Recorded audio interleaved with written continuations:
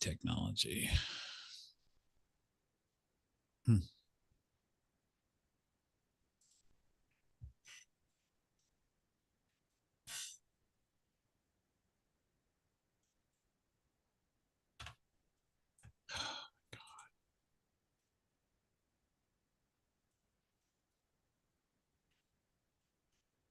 Boom, boom, boom, boom. Hey, we're streaming live. Welcome to the pregame show, everybody. 8:45 here on the East Coast of New Jersey. This is the pregame before we get ready to launch everything. Got lots to talk about. I had a bunch. Oh shit. I had a bunch of. I had a bunch of stuff to talk about, and on the way home, forgot it all. I tried to take notes. I was too damn busy. They're probably on my other laptop, so I'm gonna have to go get that mid-show and just check it out because I know I grabbed some stuff and I was just like, "Oh, that's good. You should talk about that." Yeah, I wrote stuff down. Tried to be attentive. Yeah, I should be doing like a lot of stuff. But hey, my latest purchase. Yeah, nice. Yeah, I asked the man on the corner what he thought about the record. I got no reply at all. Thank you very much. I'm all.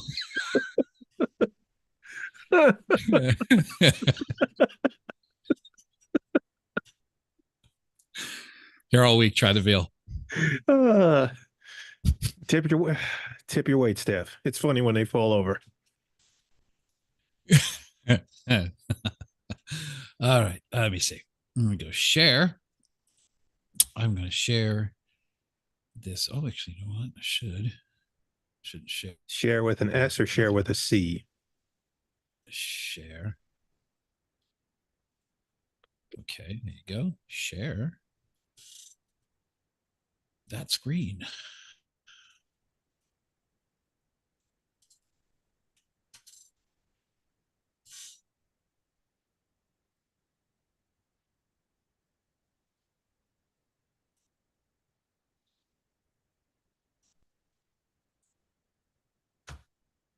Now what? Oh, yeah. Do. That's right. We're live. Of course, we're going to play Open Your Show. And this chair. I am definitely investing in a new broadcast chair because this.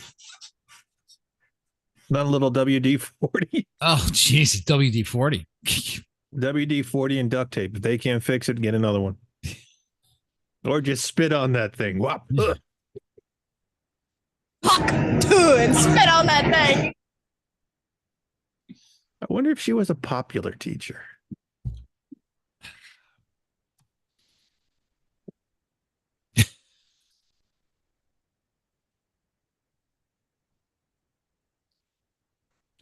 Really, none of my teachers looked like that. Yeah, right. I had one teacher that looked like that. Seriously, here. Oh, you can't see. Never mind. She looked like Farrah Fawcett. Ooh, that was a teacher? Yeah, in second grade. Damn. Miss Benedict. Well, Lottie frickin' God!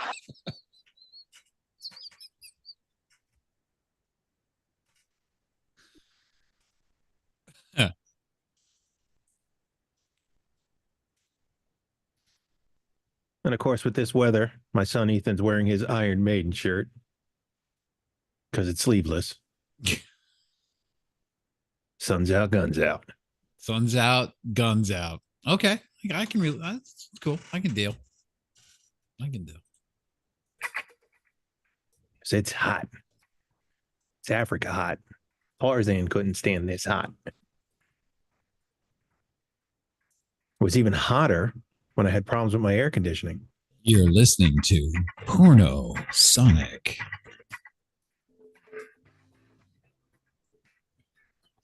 All right, so which one of us is Ron? Oh my God. How the legends have fallen. Stream's current bitrate is lower. Don't worry. After the opening, we'll be fine. You know what? Let's just do it. We're broadcasting there. And we're broadcasting now.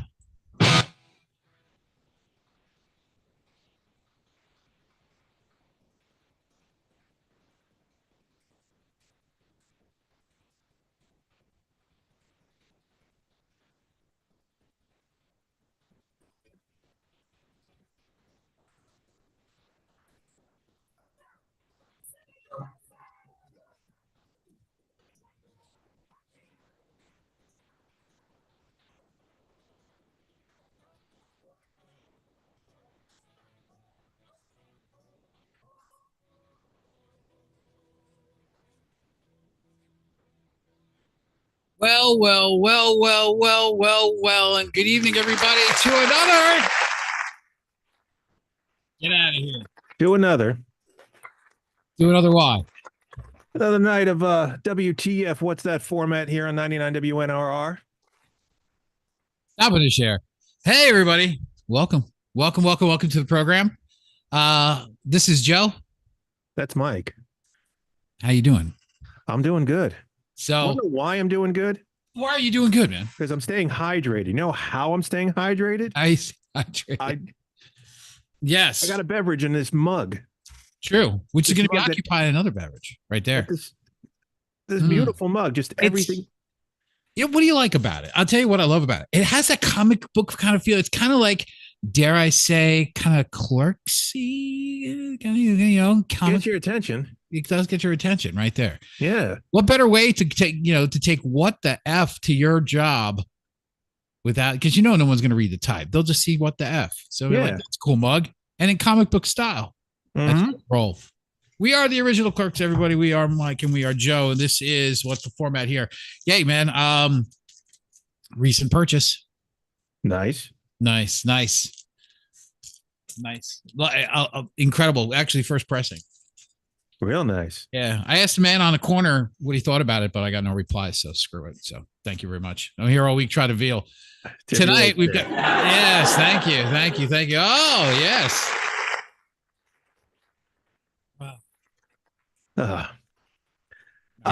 Mara's gonna love that one. Yes. Speaking of Damn I chair. discovered, What? we took a ride to the King of Prussia Mall. Ooh, that's a haul. mall. Glorious mall.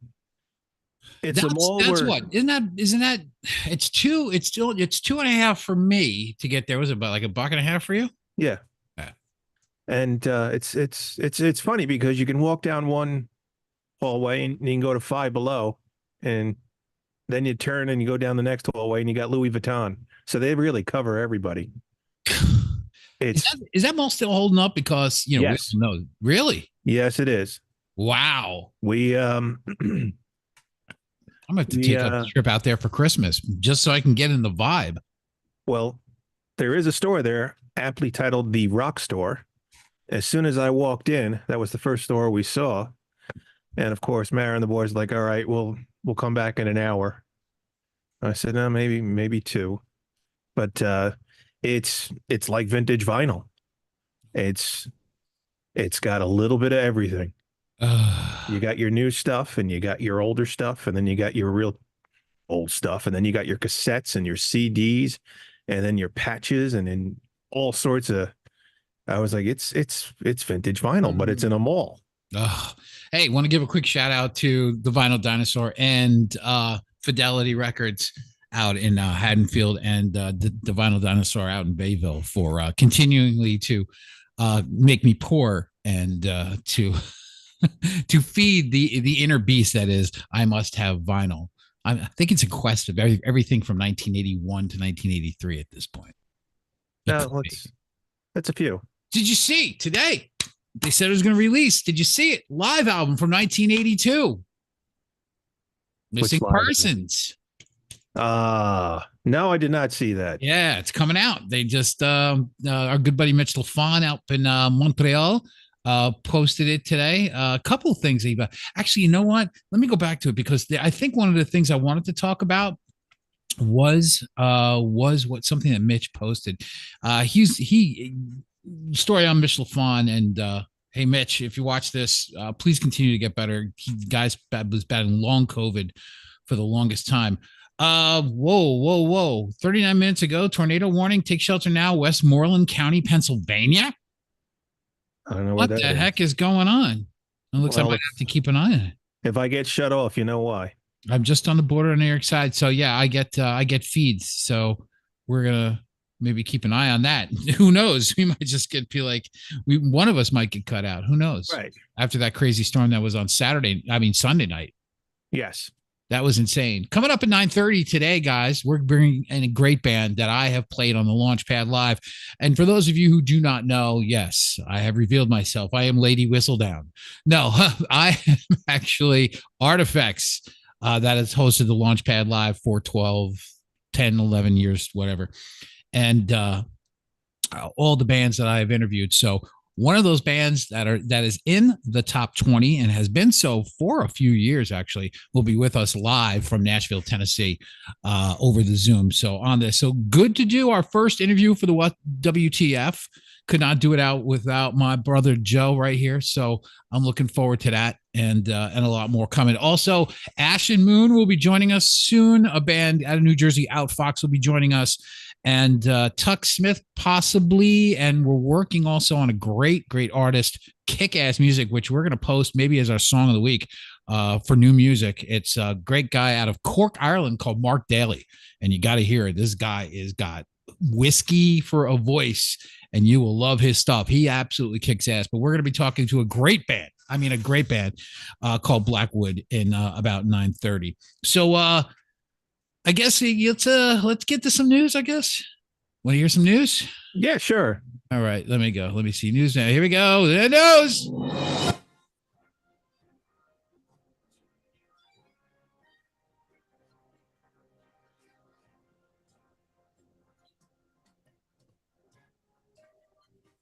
So one of the cool things that happened is I really liked the fact that this whole AI thing has been popping up about now. The artists are now signing, and with the record companies, and the record companies are going after the AI companies, and this is so very important because AI is inevitable, and I've told everybody this. AI is inevitable. You're going to have, different AI companies trying to copy music and trying to sell it and pawn it off as people and stuff like that, and it's going to happen. Okay. Unfortunately, Skynet is ready to launch, and that's the unfortunate part about it. But the good thing about it is that by making these deals, within the deals, which I agree with actually, because I don't want to see AI have as much more control in this, is that the artists are going to have first refusal of anything that the company puts out or tries to make. And AI, like I said, AI, Joe, is inevitable. It's going to happen. People are going to sit there and write songs to make it sound like Bon Jovi back in 1985 or Kiss back in 1976, and they are going to make it happen. It's going to happen. They're going to try to put albums together that sound like the bands back in the day. They might even try it with Zeppelin. I couldn't imagine it, but they did a song with Freddie Mercury singing something. Exactly. So those are the bunk AI companies that are just doing it without any rights. Because right now those AI companies are getting sued by the major record labels, and I'm not a label guy. I am against the labels for what they've done to artists for so many years. But considering what Spotify has done, considering what all these other streaming companies have done to the artist as far as not pay them, I'm actually on the record company's side for once. And I'm glad that they're going after the AI companies to shut them down to make sure this crap doesn't happen. What do you think? I totally against it, because it's like I said, there was something on Facebook or YouTube where they posted all these artists that are no longer with us singing modern songs or newer songs, and it was all AI. And it's like, okay, yeah, that's interesting, but yeah, I know this never happened. I know Freddie Mercury did not sing "Shake It Off." It just, yeah. Mm-hmm. But and when you first hear something like that, you're like, oh wow, that's pretty cool. That maybe this is what he would be doing, or this art. But then the reality kicked in. I'm like, I don't want to hear him sing that. I don't want to hear him sing anything new. Mm. I'm happy what he was able to put out. I'm glad what he was able to put out. That's what I enjoy. Right. He's no longer with us. You should respect and honor that and move on. And all these other artists as well. It's like a bootleg. And all it takes is just a couple keystrokes and a little bit of music knowledge. And next thing you know, you got, all this going on. And no, that's taking something for something good. Right. Like I told my kids that when something's invented, for every good thing that it does 3 more bad things. I agree with that. It's, you know what? You got thousands of starving artists killing themselves, putting out music, writing good songs, making good music any way they can, trying to get their word out, trying to make something of it. And it's all getting pushed to the wayside because, somebody wants to have Elvis Presley, sing Running with the Devil. Yeah. Lemonade. Yes. And it's not gonna make a resurgence. No one's gonna, it's the way I look at it is, okay, you listen to it once, okay, that was cute, and then on to the next thing. But it just leave it alone. Yeah, well, here's the big thing. And by the way, there are a lot of cells coming through and heading our way. We have a thunderstorm watch now out for both of our areas. So we'll keep an eye on it. We'll stay on as long as we possibly can because these things are fast movers and they are back builders and they look like attention should be paid, as they're saying. We're looking at sometime between now and 12 a.m. severe thunderstorm watch up until midnight. So we'll take you as far as we can go before the power cuts out because it happened more than a few times on Sunday. We had some pretty serious weather out here. Here's the thing about AI, and I think that most people would get this. For those who are used to transparent, thin, unimaginative music, continue listening to the crap that's on the radio right now. Not internet radio, because there's really good stuff on internet radio. But what you're not getting is not getting anything with a lot of heart and a lot of soul. Go put on a vinyl record and experience what music is really about. AI is nothing more than just trying to sound like something. In other words, there's no inflection, there's no heart, there's no soul, there's no unexpected twists and turns, which always seem to happen in the recording process. Without that, the human element is gone. Once you lose the human element in music, you lost music, period, end of story. Even Depeche Mode, who's a band who I like, that plays predominantly pretty much computerized music and the way that it's set up and the way that it's played, obviously. I mean, there's some guitar and stuff like that and some live drums here and there, but they do it organically and they're able to master that through the years. That's why they're such a phenomenal band. But this whole thing with AI is going to be, people would think it's cool. It's a toy, boys and girls. It's a toy. That's all that this is. This is not your end all be all. We cannot resurrect Elvis, like Joe said. We cannot bring back Freddie from the dead as much as we want to, or Kurt, or Janice, or Jimmy, or Jim. So, in other words, there's time to move on from it and stop trying to live in the past. You want to put on a vinyl record and think about the great work that they did. Don't try to make something that's not there because it's not going to have the same vibe. It'll be a paper champion at best. So let's stay away from that. What else we got here? I saw that there was a couple things that were on the news, so to speak, from the music front. That was being the biggest one. Hey, Striper, talking about metal, released a new video today, End of Days, new lyric video. I listened to the song In the Ride so I can get a full vibe instead of just watching a video. Guys haven't lost a step. Still cranking it out. Still some of the best metal guitar playing that you will ever find. Still cranking it out. I'm looking forward to getting that myself. The other thing was that Ozzy cancels his appearances because he's unable to travel. And while I'm looking at this, I'm looking at Sharon, and Sharon's looking mighty gaunt. She is looking mighty thin. So, I hope everything's okay with her. Again, Missing Persons, 1982 live album is coming out October 10th. It's a double album, and it looks pretty tasty, and it's got a lot of colors, and it looks like it's pretty cool. Looks like it's pretty cool.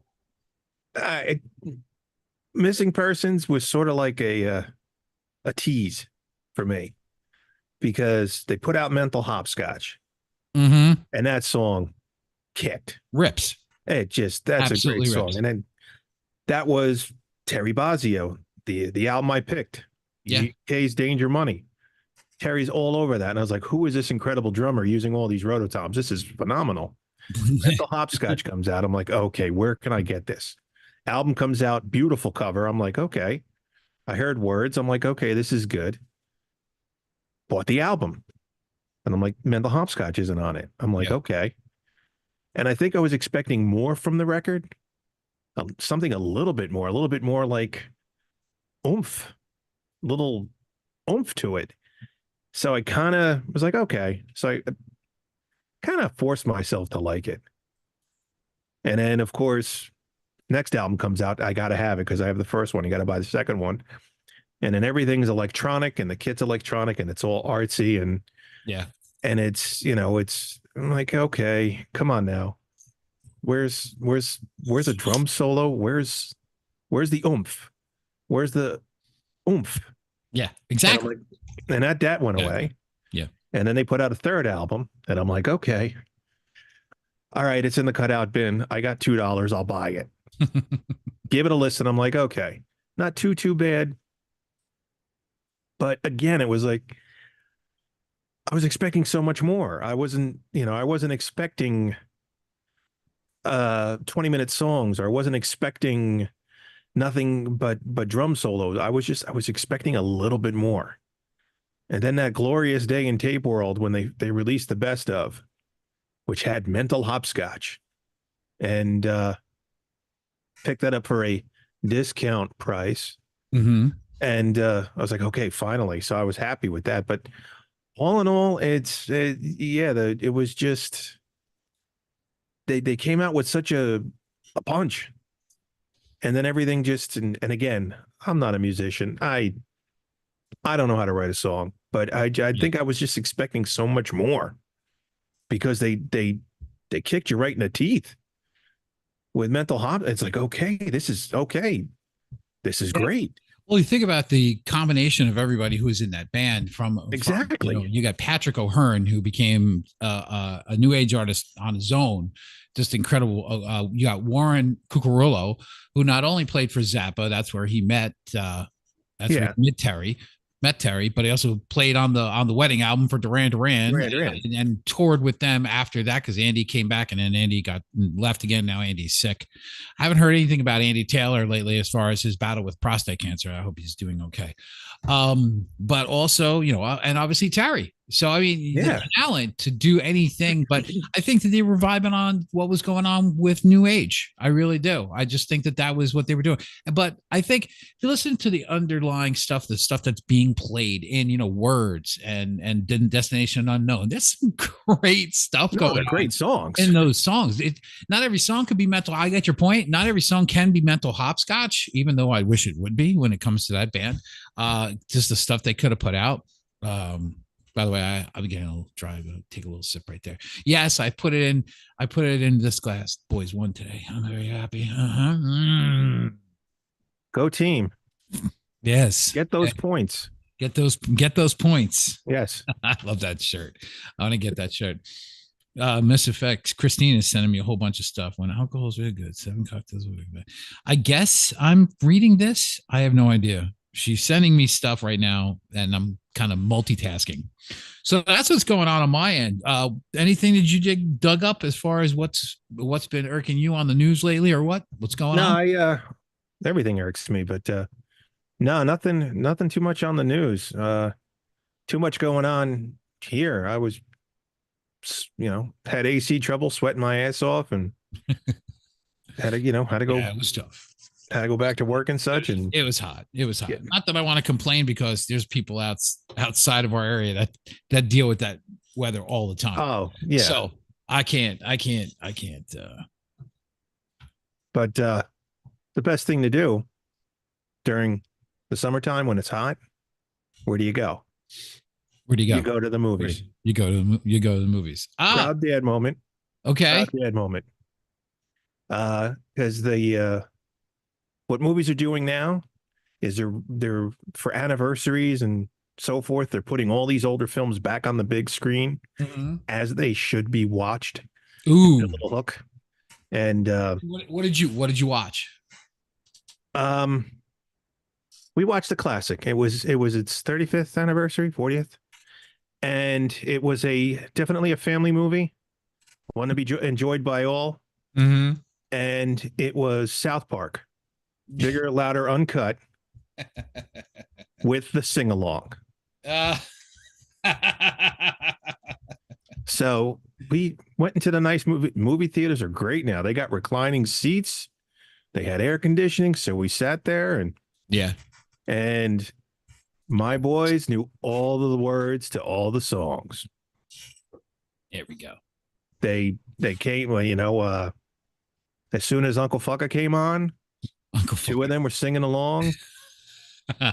Blame Canada comes up. My son Ethan with his arms raised, singing Blame Canada. Kyle's mom's a bitch. Proud parent moment. It Well was done. Yeah, Well done. Cinema at its finest. And then they knew all the words, because when they were into South Park, I'm like, well, I got the soundtrack to that. You should listen to it. It's pretty funny. So they listened to the soundtrack. My son Jace had a boombox in his room, so he's like, yeah, give me this air. Listen to this disc. Nice. You'll find it funny. They found it funny. Now they know all the words. And it just, they were singing Blame Canada, and it was, and what was sad was, I saw South Park the first time it hit the theaters. So What year was that? What year was that when it hit this? Oh, I couldn't even tell you. When it first came out, it had to be however many years old it is. But and it just it had me thinking about movie soundtracks. Remember when movie soundtracks used to be cool? When they were a necessity. When they were good. And yeah, they were good. They were well thought out. Right. And then it got crazy after like 1986, 87. And they had, they weren't that good anymore. No, I mean, because like when it comes to movie soundtracks, you got your Hall of Fame out there. You got your Purple Rain, your Saturday Night Fever, your Grease. Yep. You got your Blues Brothers. Right.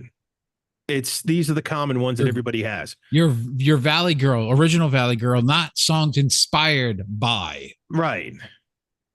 I saw when Speed came out, Billy Idol had the title track Speed. So then they had to put a whole album with the word with Speed in it. And it was music. Ford Fairlane. Wait, I have that soundtrack. I know you do. It's not a bad soundtrack. No. Richie Sambora doing The Wind Cries Mary is the reason why I bought it. Absolutely great. Incredible version. I think for me, where the straw broke the camel's back was The Last Action Hero. That was just, let's throw anybody on a record. Half to 3/4 of it is not even in the movie. Just to sell an album. So I want, well, in a way, yeah, but that's the thing. I don't want to just be inspired by, I want to listen to that record, and it takes me back to those moments in the movie. Yeah. So Chris O'Brien is in the waiting room right now. So I'll bring him in just a couple minutes. We'll finish this segment here on, on the, what do you call it, on soundtracks. Yeah. Because that, to me, I mean, when I think about the classics one, okay, let's any John Hughes, because it wasn't all about the singles. Risky Business, yes. On a train ride, the A train or whatever it was, with Tangerine Dream, absolutely. The Commitments, another great one. That's a great soundtrack. Heavy Metal, Heavy Metal, incredible. Conan, just as good. This I can listen to. Legend. Here, this is what sparked the whole interest. I'm going to read you the songs on this album. Okay. All right. It starts off with Speak Now, Forever Hold Your Peace. Okay. Then Hello There. Okay, gotcha. Then My Best Friend's Girl. You Really Got Me. Ooh. Surrender. Come On by Jimi Hendrix. Teenage Lobotomy. Oh man, it's got to be Fast Times. Did I mention Downed by Cheap Trick? Is it Fast Times? No. All That I Dream by Little Feat. Last American Virgin? Ooh Child by Valerie Carter. Mm, This movie was my introduction to Cheap Trick really? because I was really young and we had no Cheap Trick in the house. And later on, when I met my buddy John, who loved Cheap Trick, I'm like, wait a minute. Over the Edge. Absolutely. This soundtrack. Yeah. But wait a minute, wasn't there an Over the Edge? No, Over the Top. Over the Top. You Over got the- that one. Not to be mistaken by Over the Top. Okay, so here you go. So who are the kings of soundtracks? Is it Kenny Loggins or Cheap Trick? It's Cheap Trick. It's Cheap Trick. It's Cheap Trick. Like I just got this one for Chris, right? So, but I picked this out. Nice little thank you Fidelity Records, little $5 buy. Yeah. Okay. We all know this, right? Yeah. Okay, but just take a look. Footloose. Think about this, just the singles. And this is this is her record, not mine. I'm not owning this. It's your record, Mike. Footloose, Kenny It's Mike's Loggins. record. Let's hear it for the boy Denise Williams. Almost Paradise, Mike Reno and Ann Wilson. Holding Out for a Hero, Bonnie Tyler. Okay, that's one side. No, and I'm Free. That's one side. Yeah. All of them were hits. One of the best one sides ever. One of the best one sides on a soundtrack ever. But mine is still Vision Quest. I'm sorry. It still is. Vision Quest just kills. Lunatic Fringe, Change, John Waite, Only the Young. Not even close. Not even close. We're gonna bring in a little early a band that I have followed for a few years and has made the Launchpad Live more than a couple times over the and had some number ones. They are a great band out of Nashville, Tennessee. So we're gonna let Chris O'Brien and the rest of the guys in black. Chris, you there? We're gonna let him connect his audio. Hey, yeah, I can hear you. Sorry, I had Hey, to disconnect guys. from my Wi-Fi. What's going on? Not much. How you doing? That's okay. You got any video over there or no? Just audio? It should There be you go. turning on here. Oh, there you go. Hey, bud, what's going on? We are. Cheers, Not man. much. You doing all right?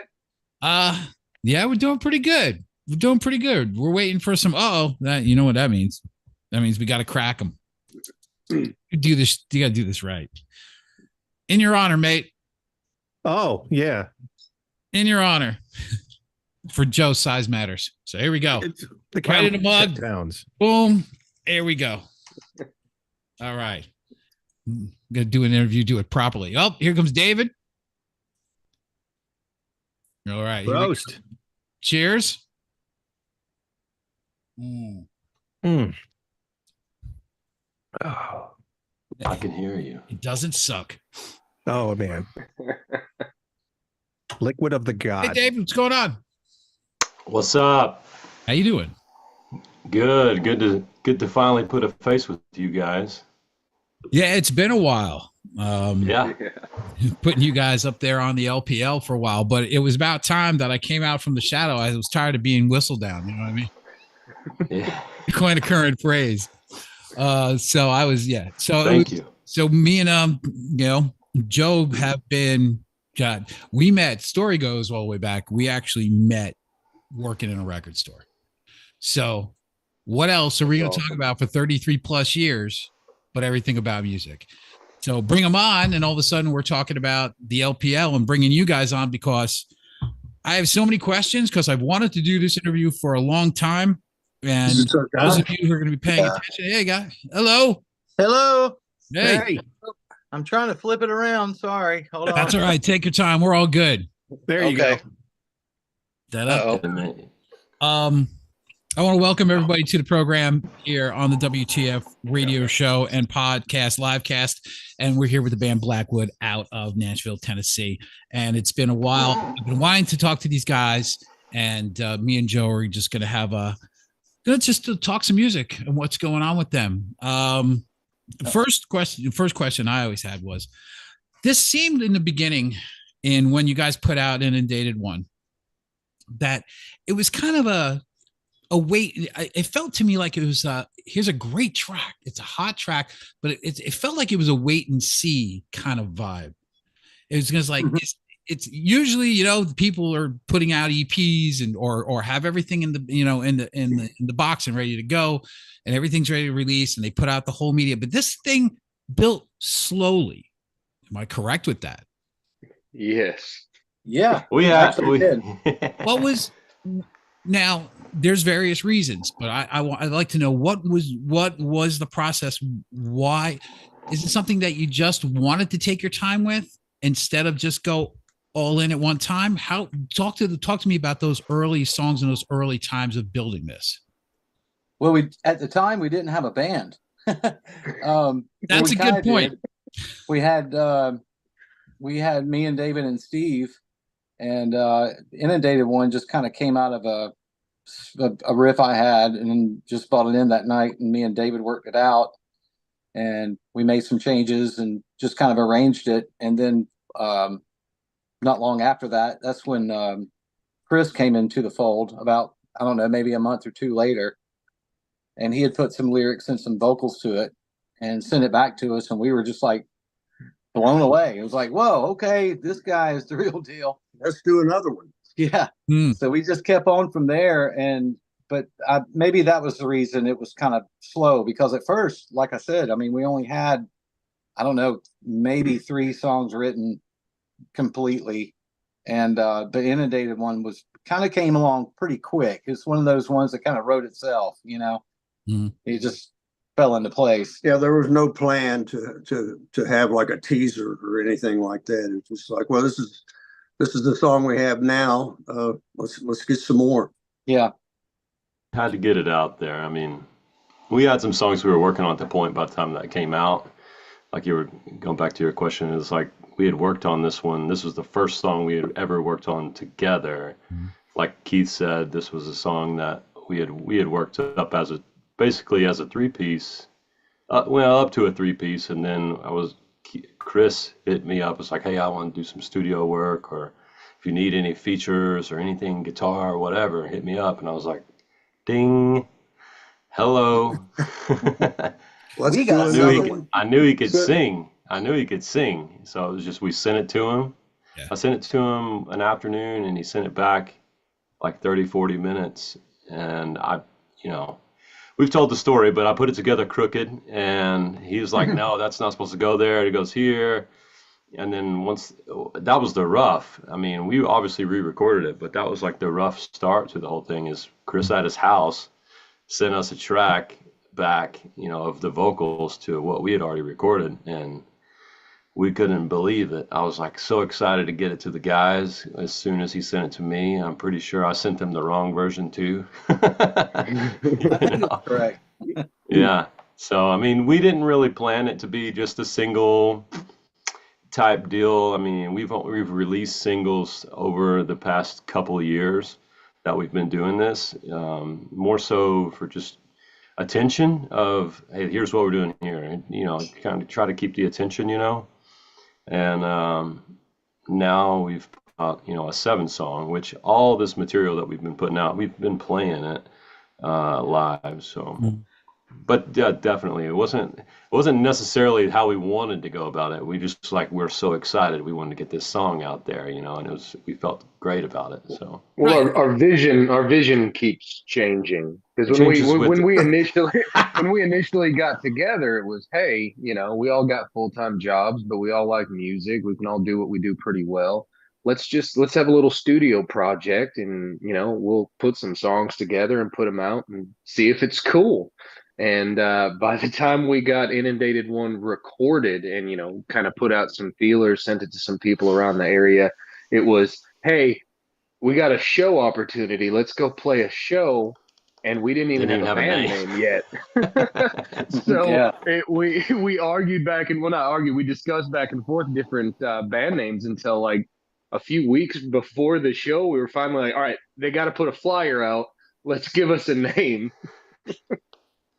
That was a great time right there. The visions changed. It was a studio project, and then it was, maybe we don't work on a full album, but we go try to do some shows, and then it was, okay, maybe we need to do a full album. So we just, And if you think back too, like we were coming out of 2020, the great pause, we didn't know what the hell was going on. So basically the idea was where we were, and then things started to come back to life. So we were like, hey, let's grow this thing. So That's what it felt like.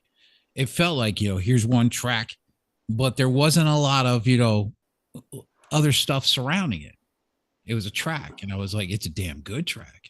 But I said, I was hoping to see, what's the package behind? What are they building? What are they working towards? So that essence, when you say a studio project, being part of a few studio projects myself, I get it. But then it's kind of like, all right, where does it go from here? And like you said, Chris, on it being organic and constantly evolving and changing as part of the process. So where do we go from here? Is that where you feel right now? You think you've landed on a spot, you've landed on a dime with the release of 7 tracks consistently with one another? Yeah, I think that really all of us kind of aligned together. We weren't sure for a while if we even wanted to do a full album, or if we wanted to just do some singles and spread them out. But I think the majority of the people that do listen to us, they were really wanting something of substance and something that they could, more than just a single track. And it just so happened that the 7 tracks that we had left to record, I mean, we have more as well, but we had 7 that kind of told a story, and that sold me immediately. I wouldn't call it a concept album. We've jokingly called it that before, but if you want to listen to Release Me start to finish, all 7 tracks, it tells a pretty good story. Or you can just you can pop on Deliver and just rock out and dance. There you go. I'm going to pass it off to Joe for a couple questions, but I'm going to get back to, because I do have questions about Lullaby, about The Witch, and that progression from a writing standpoint to getting to this point. But Joe actually watched the live show. Joe, what do you got as far as gentlemen? I'm not a musician, can't sing, can't play anything. I just buy a lot of music, and I take it and I enjoy it and I appreciate it. So pretty much Mike's got all the questions for you. I got nothing to bring to the table, unfortunately, except my good looks and a nice mug. But I like that. To be honest with you, I was all week watching one of your concerts at a festival, and I was really I really did enjoy the music. A couple standout tracks for me was Train. I like that song. Used to Be. That one I listened to a few times in a row. I was like, I like this track. Lullaby and Losing It All. So walking around at work, like I said, just with the ear pod in and just listening to it. So what you have is really good. It's really enjoyable. Thank you. There's really, like I said, I really don't have questions. I can praise you for 15 more minutes if you wish, but we're down. No, go for it. But keep it up. that's it's just I can't imagine, with the way the music industry is now, Is it putting out an album or putting out a single and let the single go? Because it's we're kind of going back to the 1950s where it's all about that 45 or that single, excuse me. But no, like I said, this is pretty much Mike's genre. He was the musician. I was the guy that walked next to the musician. So that's pretty much all I have to say, really. I want to talk about, because you brought up a good point with the live stuff, Joe, is that this is the one thing I thought of when I was watching the same show and a lot of the other live cuts was a band's propensity, or I should say, being cognizant of recreating that sound live, to which you guys do immensely successfully, because we all know we're in this age of digital assistants. I'm going to be nice about this because this is where I start going off the deep end as far as talking about this, but it is being a child of the 70s and a player in the 80s.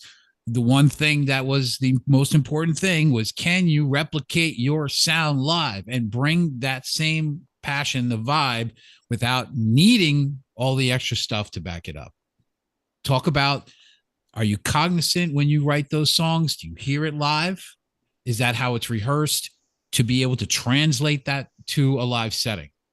I would say yes, in a way, because Steve, myself, and David have been playing for probably the last 15 years together, and we've always been a live band. I mean, it's kind of, we get into a room, we jam, we don't think of extra things that are going on or could be going on. Even when we're recording, we never really put extra to it, as that couldn't be replicated live. So I feel like that we definitely come from a live band perspective, and there are times where there's like some guitar overdubs that you might have to throw in there or not. It just depends. We kind of work around it. But yeah, I personally come from a live band situation. I pride ourselves in that, that we can replicate that, pretty good live and not have to rely on any kind of backing track or anything like that, So, I think when we're in the studio, we don't think about it. If the song needs something for the studio, if it needs an extra fill or an extra something on the guitar in the background, what we put in it, I don't think we do it in a way that when we perform it live, you'll miss it, if that makes sense. And we try to work it in if it becomes something bigger, you're going to break it down in the studio and everybody's going to take it home and beat it up. That's what happens. And then you hear things, they're like, oh, what if we did like something like this or whatever. I've brought these guys in, Keith and Steve, several times over the years to change things up or whatever. Nothing big, but just maybe, hey, I think you should put just a chord, just this random chord over this, not random chord, but a chord just to build a part on any of the songs, something, whatever. We don't take away from that. It doesn't diminish the live show, I would say, because the song is still there. We write the songs as a group for the most part now. People bring in ideas and we'll jam it and develop it. And that's the way we've always done it. And initially we had several songs that were kind of fleshed out with Keith and Steve and I, and then Chris came in and worked his way into those songs, right?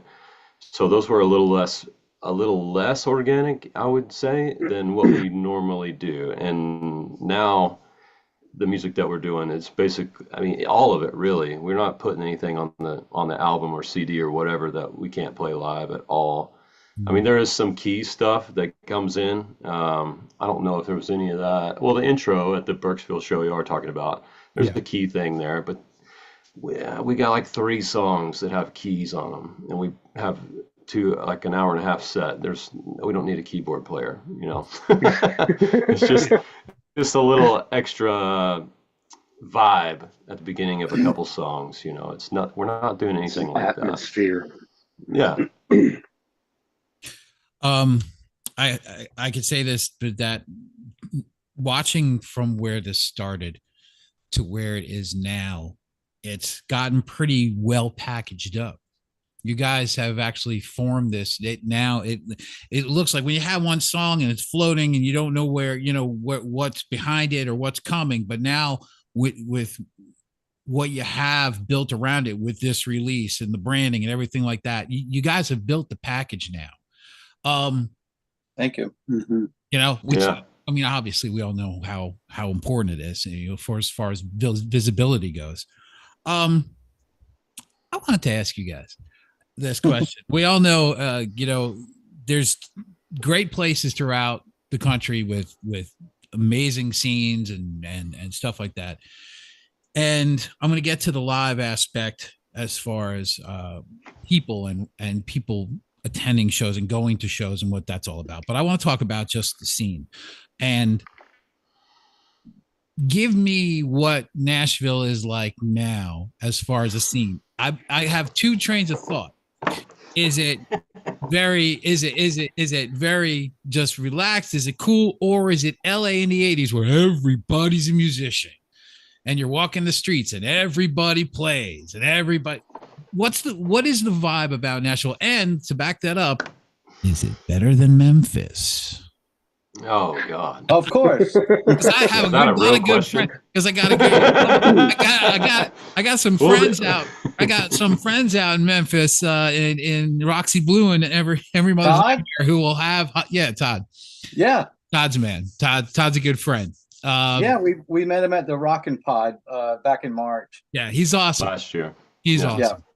Yeah. So yeah, Nashville. I always wondered that. They're a thing there between the two. So take the questions however you want to.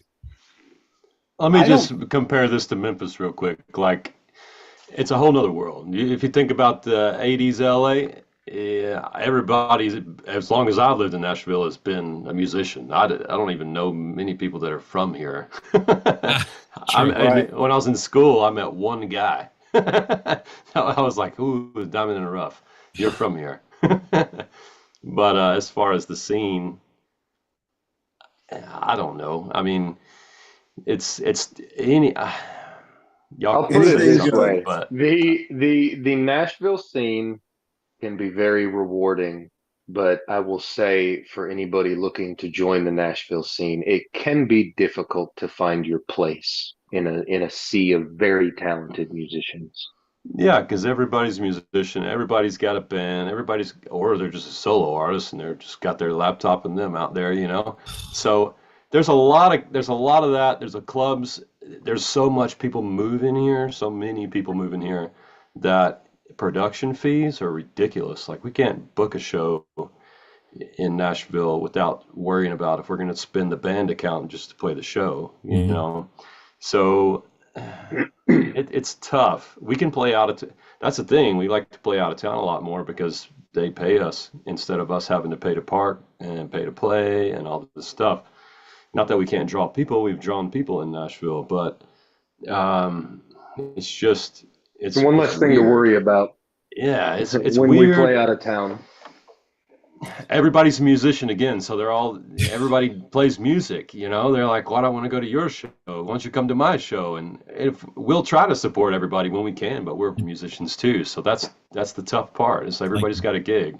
Like New Jersey in 1986. 1886. Did I say 1886? I'm hating myself now.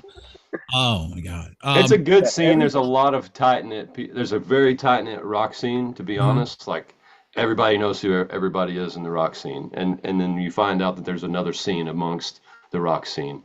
There's a lot of people that are intertwined, and that makes it really cool because it's almost like you can always find something new that you haven't heard.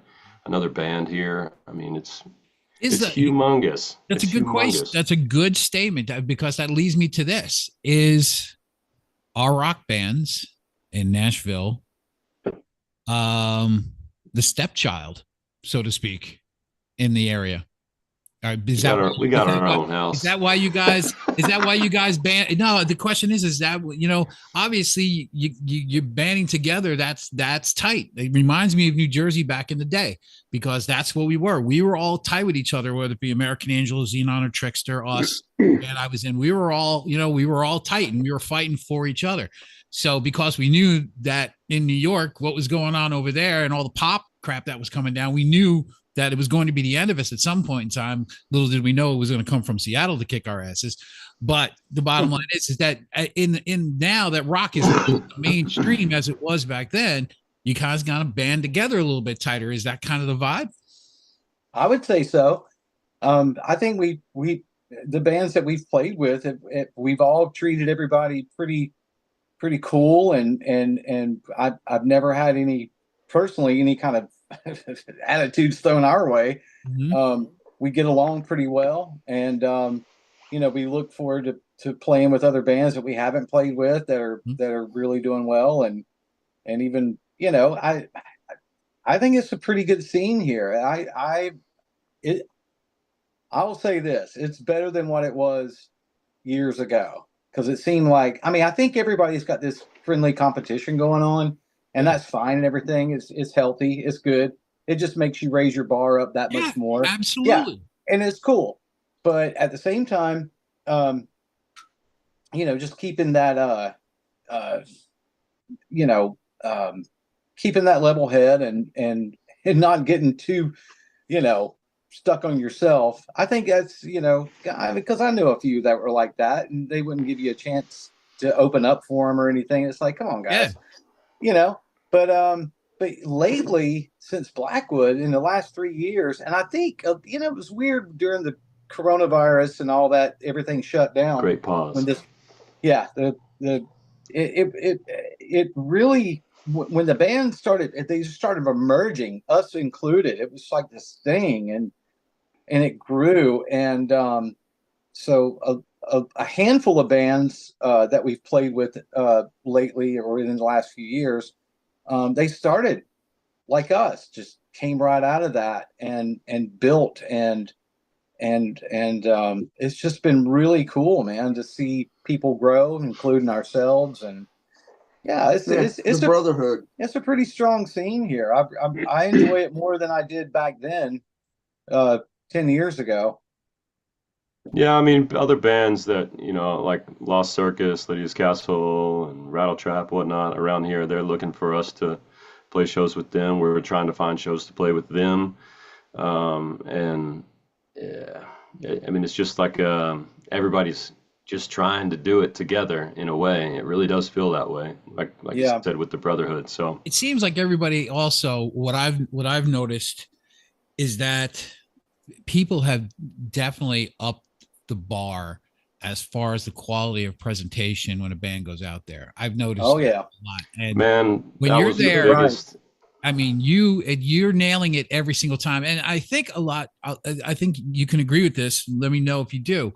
Obviously with YouTube and everything, it's so many eyes everywhere. It's like, and I can understand why this makes the argument why people play to perform to recordings, because everybody is waiting for them to make a mistake to jump on them. So they need to be perfect. Don't come to our show. We make a mistake. But that's what I mean.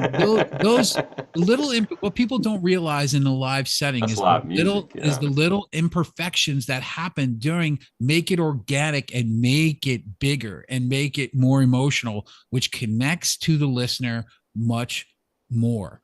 That's what people. I completely agree. We definitely have an aspect to our sound and everything too. No one's perfect. You want to do the perfect performance every time. Obviously, everybody does, and there's those times that it does happen. It's just like, wow, great, just insane. And then there's other times where there's little hiccups here and there, but that's what makes it special to me.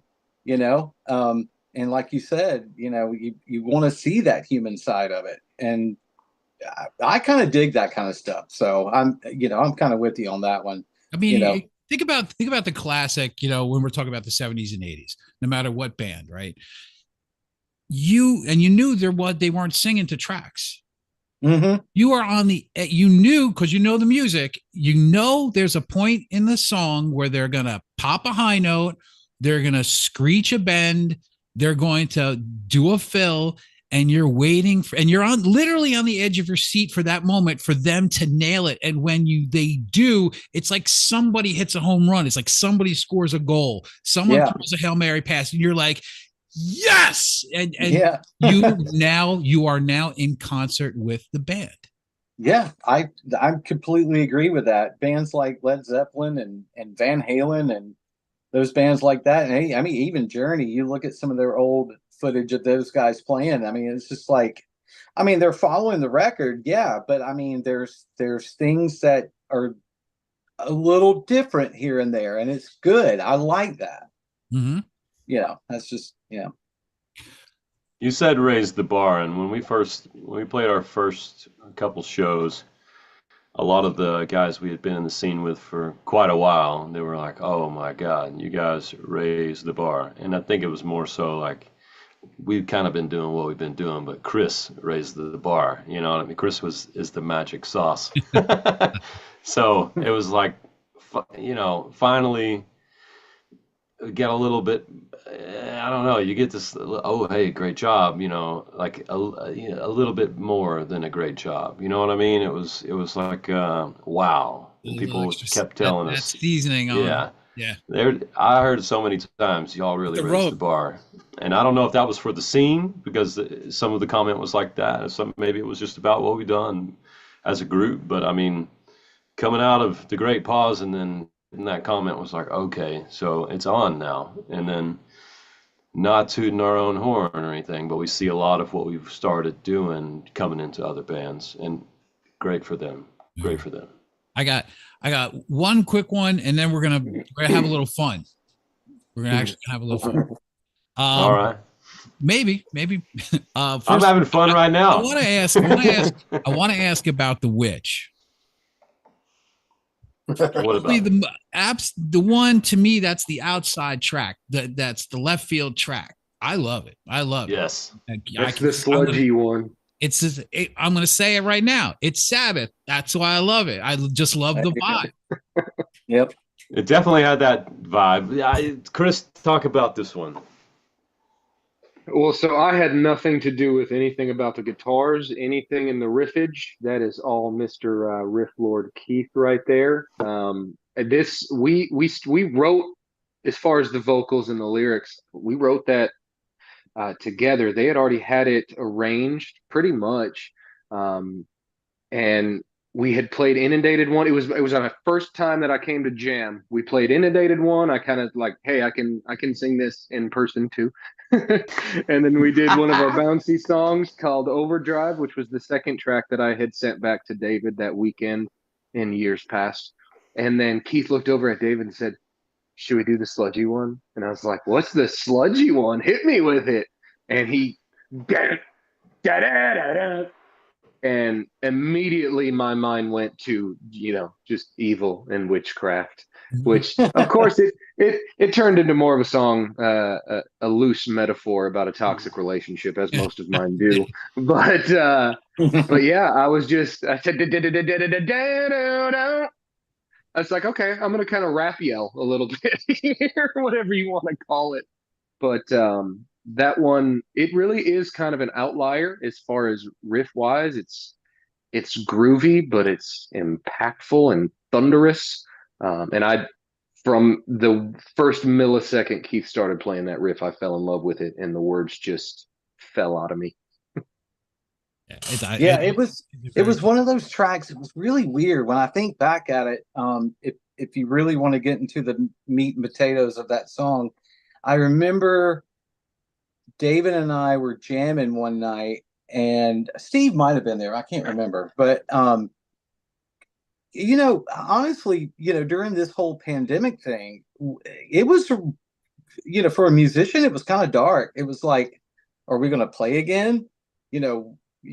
going back to is this a studio project? Because it's, nobody was booking bands. So I think there was some darkness to it on my part. I don't know. It was just, you kind of play off the mood you're in, I think you probably know what I'm talking about. And I think that's kind of where it came from. And then it just built from there, But yeah, I really like when Chris came in with the vocal. I was like, wow, I never expected that. The way he phrased the verses, I didn't expect that at all. And I was just like, I was hooked. It was perfect. Yeah. Good job, Chris. Definitely. Well, thank you. Thank you. Yeah. Like I said, it was after listening to the first couple. I love Lullaby. Which was Lullaby was Chris's song. Yeah, we brought in. So that's a song Chris had previously wrote. Huh. That I was like, Lullaby is my Nothing Else Matters. Where I was like, no, you guys don't want to play this one. No, this is just a me thing. I'll put it on my YouTube and we don't have to talk about it. It's like, it's a hymn and it's country and it's no. And they're like, no. David fought for that one. And I said, all right, we'll try it. It's a beautiful song. I enjoy playing it. It took me probably about 5 times to play it. And one night we were rehearsing it and I was just like, fell in love with it. I was like, this song is tops. It's a song. It's beautiful. Lose It All? How long did it take to write? I think that was wrote when we walked in, right? When we changed. No. Yeah. No. Lose It All started in a completely different tuning and it had a completely different name and a full set of lyrics.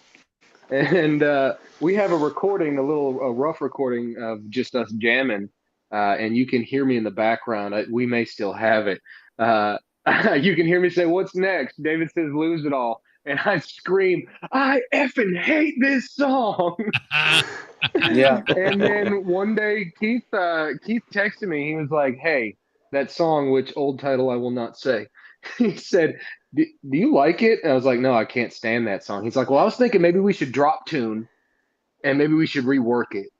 And so we kept the main riff, which is the intro riff and kind of echoes in between the chorus and verse. We kept that, and the rest of the song was scrapped. And I rewrote the lyrics, and we rewrote the entire song. It's probably one of my favorites. That's one of my favorite songs we do. I love the track. I do. I love the track. Thanks. I do as well. How many of you guys are sports fans? Me. Everybody? I'm watching Packers games. Kinda. All right. Oh, shit.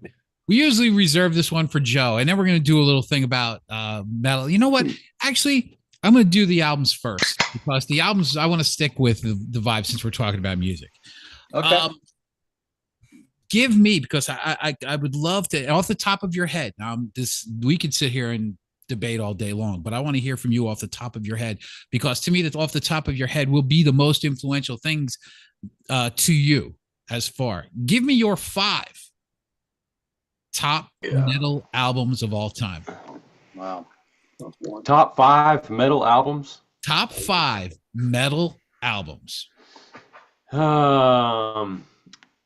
Well, I mean, that's interpretive, what metal is. So let's say, I'm going to say this just to give you a kind of a framework. Yeah. Metal's there's a lot of metal. Priest, Maiden, Testament, Overkill, Metallica, Megadeth, Scorpions. Metal, not hair metal. Metal. You killed me. So no Winger.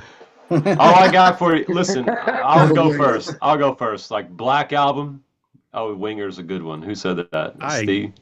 Big Winger fan here. We had a thing about that recently. So I'll go Metallica. I listened to all the stuff. That was my big metal thing. Other than that, Motley Crue is the metal, the hair metal. I put them as metal. I think Shout at the Devil's a metal record. Too Fast for Love's a metal record. Okay, Dr. Feelgood just drives my. I can put that in every day and listen to it. Feel good. Okay. So Metallica, Motley Crue. I didn't really get deep in metal though. I mean, I like it, but I didn't go crazy. Okay. I'm trying to think. I'm thinking about the CDs that I have. I wasn't really. You could go back to Sabbath if you want to. Sabbath? I really wasn't big on it though. Really? I wasn't. Okay. I really was. I mean, there was the thing about it to me. I guess maybe I didn't get to dig deep enough because the radio continually plays the same freaking 5 songs. So True. My dad was always listening to all kinds of stuff. So it was not necessarily always metal. It was just rock stuff, you know. Oh man, I'm sure there's a plenty I'm forgetting, but let's just say Metallica and Motley Crue. Okay, keep going. And I'll see if I can find anything top else. 5, which can include influential. That's pretty easy for me. So we got Metallica, Master of Puppets, Metallica, and Justice for All. Metallica, Ride the Lightning. Damn, on a roll. Megadeth, Rust in Peace. Mm-hmm. Okay. What was that? That was 4. That was I need 4. one more. I'm gonna go Tremonti's first solo album, self-entitled. Even though it wasn't long ago, it was a huge influence on me. It's a good record. I'll add Skid Row and Megadeth. Thank you, Chris. I forgot Skid about Row, that. okay, and Megadeth. I gotta mention Tremonti. He got his autograph on my arm right here permanently. Nice. He was so kind. He was. He didn't think it was weird at all. Okay. Probably sounded worse. I'm gonna do the albums that I just can listen to over and over. Ozzy's Diary of a Madman, Van Halen, Fair Warning, Metallica's Master of Puppets,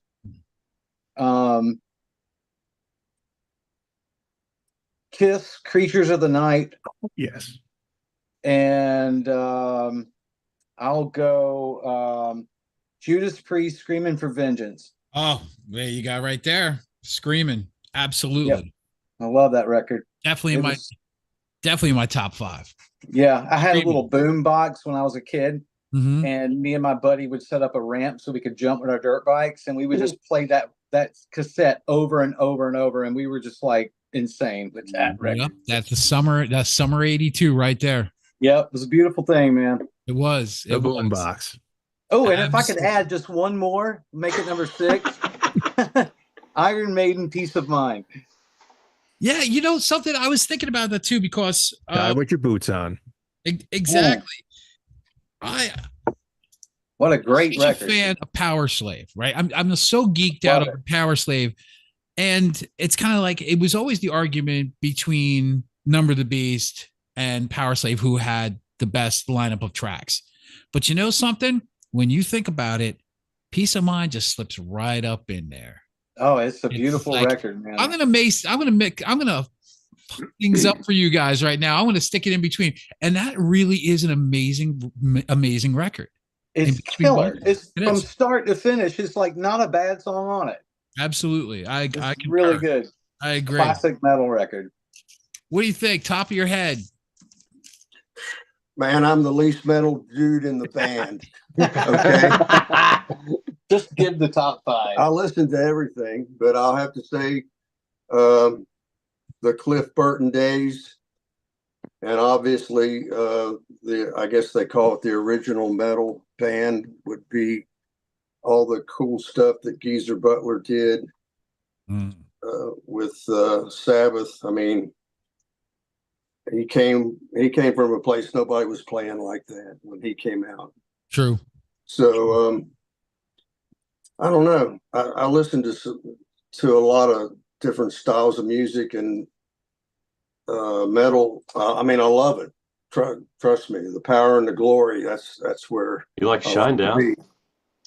What's that? Shine Down. You like to Shine Down? I'm Yeah, a good. he came into the jam one day and he's like, I was just listening to this awesome track. Chris, have you heard this band called Slipknot? Oh yeah, that too. Oh, I remember that. Oh man, come on! You know, it wasn't like that. Which one? No, but he was rocking one of the newer Slipknot tracks. I think it might have been Nero Forte or one of the ones off one of the It's last incredible. Yeah, I mean, their stuff's amazing. Yeah, those guys are absolutely amazing. They're insane. Yeah, they are pretty insane. All right, we're gonna do a little fun with some sports right now. Oh, one more question on the music. I'm gonna get to the sports. I'm gonna let you guys go. One record that people would be surprised that you had in your record collection. So weird that you mentioned Michael that. Bolton, greatest hits. Ugh, lame. For real? Nothing soothes the soul like Mr. Michael Bolton. No, I'll I listen to it once a week. Nice. It's not even a guilty pleasure. I'm not guilty. I'm gonna tell you, I'm trying. Oh, Brushfire Fairy Tales. You know who that artist is? No, who is it? Jack Johnson, man. I don't know why I dig it. I listened to it while I was working. Jack Johnson rules, the past man. 2 days. Jack Johnson's not bad. No, Yeah, but it's not metal. It's not rock. No, but it's it's good chill. It's very chill. It's great to work to. nice, relaxing stuff where you just want to kick back a little. Of course. Maybe Yeah.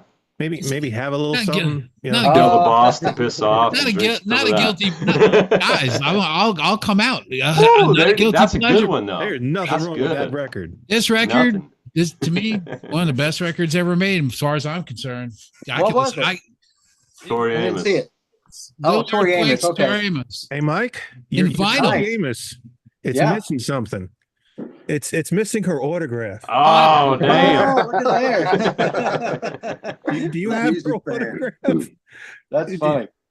It's Yeah, I know, but I had to get this one on her book. Oh. You know this book. Hey. This book, Joe. See this book? yes. Yes. And the poster from the tour that I had signed too. Oh, okay. Right. Oh, wow. Watch out, Joe's got something up his sleeve. Here we go. Does it say to Mike, That up. or does it just say Tori? Huh? Does the book say to Mike, or It does says it to just Mike. say Tori? No, it says Tori. Oh, okay. Well, He I bought got it on Joe. eBay. Nope. I think I'm just one of many people. All right. So my ones would be I have every Steely Dan record and Michael Jackson Thriller. absolutely, yeah, of course. Steely Dan. Great record. Absolutely. Thriller? Who doesn't have Thriller? Yeah. Currently I don't, but I'm gonna get it though. You need it. Either. You need it. I need it on vinyl again like I used to have. Do you Yeah. know? I just bought it on vinyl a while back. Yeah. I might have it on vinyl. I got. What do you my guys think Parker about? Lost What do you guys think collection. about that? Did you know? What do you guys think about that? This past year, vinyl sales went from 6 million to 43 million. Nice. Yeah. What do you think It's about great. What do you think about the vinyl resurgence? I'll tell I you. think it's I'll great. tell you what. This is how important it is. The biggest band right now, Metallica, bought a press company. I mean, who does that? I mean, for real. That's how big it is. Yeah. And I don't even buy music. I do have a subscription to Spotify and all that, but I haven't bought a CD in years. I if I like something, I'll find it on vinyl and I'll buy it. I've That's a good sign. Yeah, I got Didn't they buy that mainly to produce their albums, though? Yeah, but I think they I read where they there's also some other titles they do.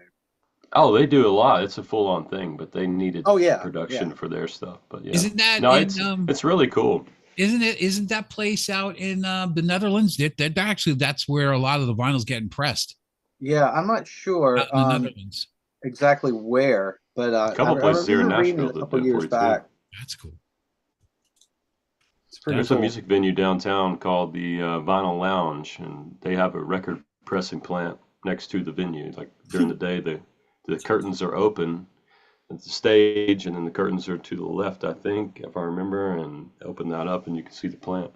Awesome. And we also have Music City Pressing here too. They do a lot. And Third Man Records. Oh, Third Yeah. Man Records. Yeah, they Nice. do some too. Nice. All right, man. We got one more thing to do. We're gonna have some Cool. fun. We're gonna try to get you some gear. We're gonna play a little game that we play with Joe, but since you guys are here, you guys get to play. It's called Sports Ball. Well, am I off? Let's go. We need you in this one, Steve. Right?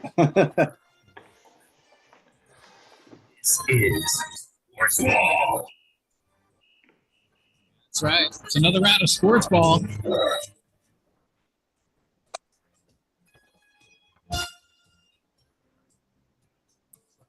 Go sports. Yay. Go sports. All right, this is for Go all you guys. team. Now, these are some questions that we usually ask Joe, because Joe is not a big fan of sports. I am a sports fanatic. So we asked these questions. These were made up by somebody who is also working in the field of sports. But we'll see what they do. There's going to be 5 questions. If you get them all right, I'm going to give you some swag. Oh, wow. Okay. Gonna give you some free No swag. pressure. No pressure at all, but a lot of fun. Okay. First question is, what sport is home to the contest, the FIFA World Cup? Is it soccer, basketball, cricket, or tennis? Soccer. Is it soccer? Yes. It's soccer. Good job, Joe. I'm going to go to another easy one. Which of these names? All right, you people, stop clapping. Which No, of we these? like the Which of applause. these names is not a professional athlete? Tom Brady, LeBron James, Lionel Messi, or Kevin Miles? Kevin Miles. You can stick with that. Yeah, he's Well, the best. I- That's Kevin I Miles. have, It's I have to pretty. hear about, I mean, you gotta be. I didn't know. It I have could to hear be an about athlete. That Lionel sounds like a Messi pro athlete. 72 times a day from my son. Oh. Sounds like a pro athlete name, though. Here we go. Who just won the Stanley Cup Finals? The Bruins, the Lightning, the Panthers, or the Rangers? Panthers. Uh, I was watching that one. not liking that one. Well, I didn't like who won, but I mean, I was watching it, so I knew the answer. I love hockey. I love it. Okay. The only reason why I got to check on this one because, yes, this one's a tough one. It's a kind of cool one. Cricket and baseball both use bats. True or false? The term, the name of it is a bat. I'm going to say true. Yeah, We're going to say true. Are they both bats? I think Yeah. they are. They're both bats. Hey, Yes, Steve. Deep knowledge there, Steve. look at us go. I think I might have thrown the fastball. Right now I'm thinking this one's going to be a slider to end it up. Okay. In what sports league's draft is tonight for the win? Oh, know it. NBA. In NBA. the NBA. Yep.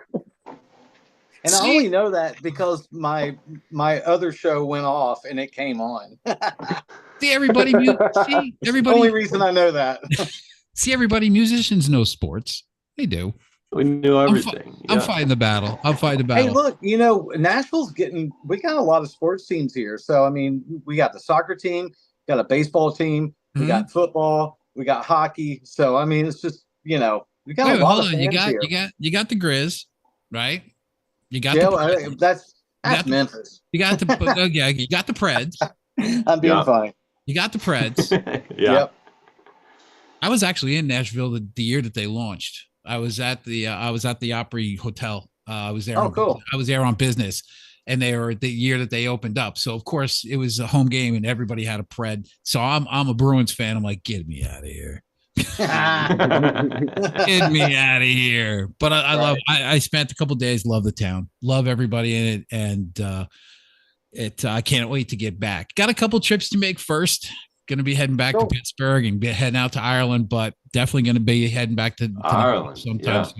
Yeah, I was there last March, and we're going. I remember that. Going back. Yeah, we're going back October 8th. We're jetting out. Yeah.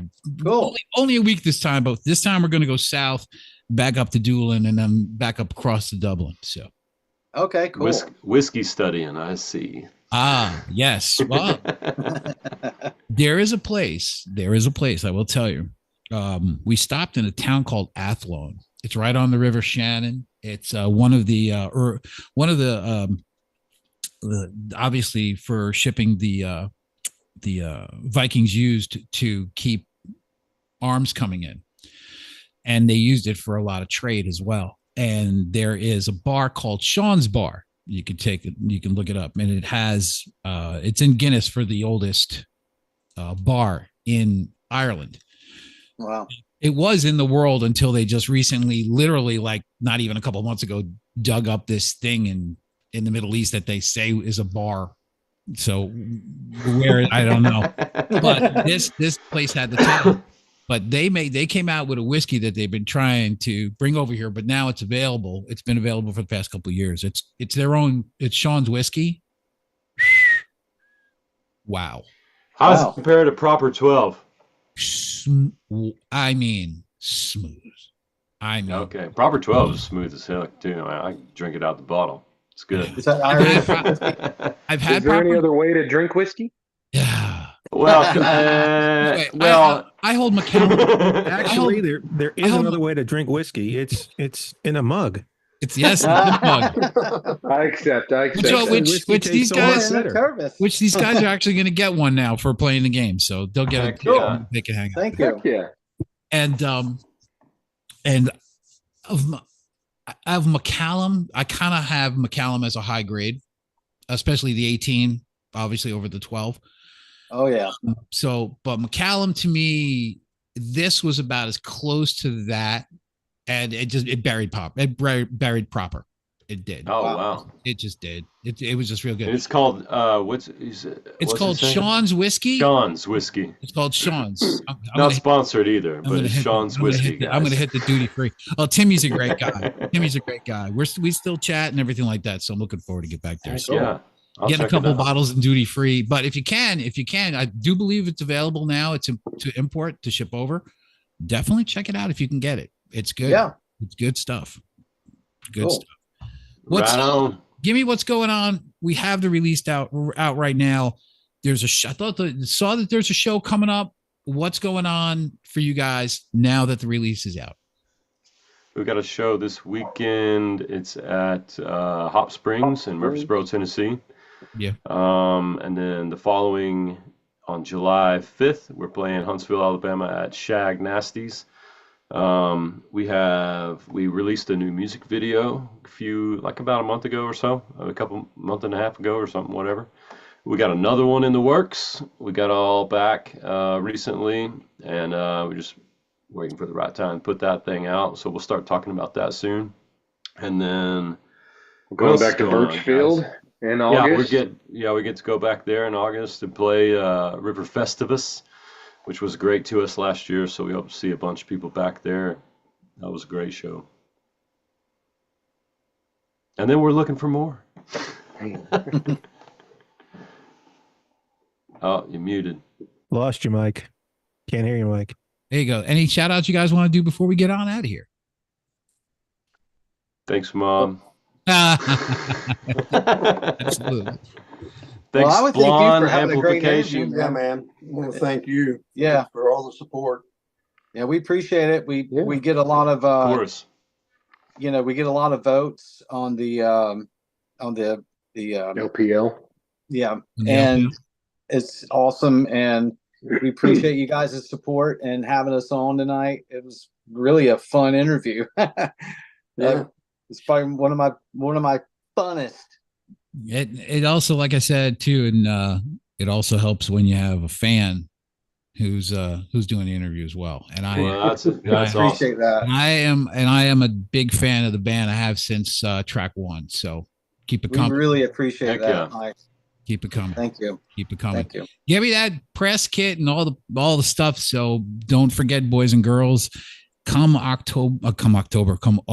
1st, this band is going to have a 4-page spread based on this interview in the Return of Total Order magazine. That is going to be the 20 biggest names that you should be following right now as far as bands that are coming up with some great music. So it's the 20 artists that you should be following right now coming to you August 1st. That is Total Order magazine, the return of, with a big spread with these guys in it. So guys, check it out. Guys, thank you so much.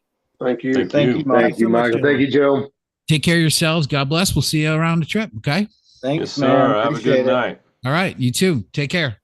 Mhm. See ya.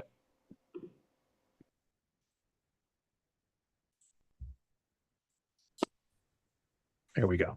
Awesome. That was pretty cool. They were great.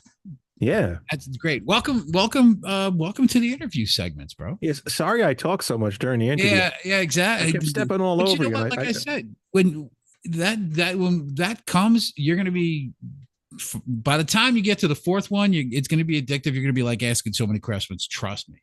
It just gets that way. You just fall. It's something that you just fall into. You just ask the questions. And sometimes you ask the same questions because it is music and they are bands, but you get a different answer each time. And that's what's great about all of these moments that you get to spend with the artists and what they're creating. Definitely cool down to earth guys.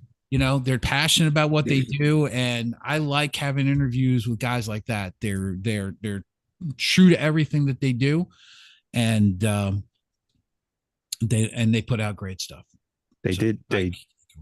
They sounded really, really good live. Before we send these fine people to their beds this evening, some thoughts, some things that we need to cover, and some stuff for next week. What do we want to cover next week? I don't know. There's going to be a whole bunch of stuff that's going to be coming up around the corner. I know there's going to be some festivals coming up.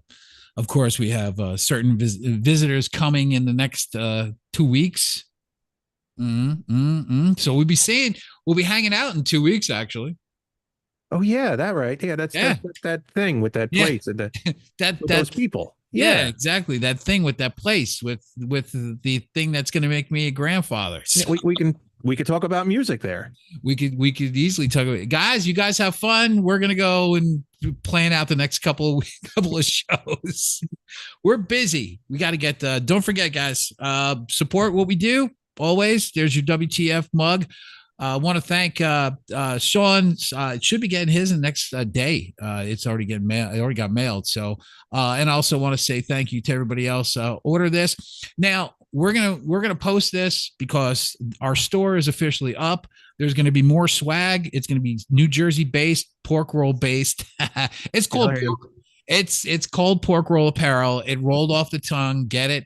And it's a lot of fun. We're having a lot of fun with the designs and stuff like that. More stuff coming up. Yes, there will be Taylor Ham designs coming up, and you gotta have both. You gotta have both. It's because that's what it is. It's not. It doesn't even exist anymore. Taylor Ham don't exist. It says Taylor Pork Roll right now. So sorry, it doesn't exist anymore. So the argument is kind of moot. Pork Roll won. So so good. Mark Twain Diner begs to differ. We will get to that. Matter of fact, here we go. We're going to fire this up. Next week, we're going to talk about our top 10 New Jersey diners, even ones that aren't even exist anymore because stuff that we went to. And this is based on atmosphere, food. There's a lot of stuff that we're going to bring up that you guys, so any guys from Jersey that want to hang out with us, also coming in the fall, we're going to be talking to Williams Honor as well, a great band out of Nashville by way of New Jersey. Right, Gordon? We're going to be talking to them.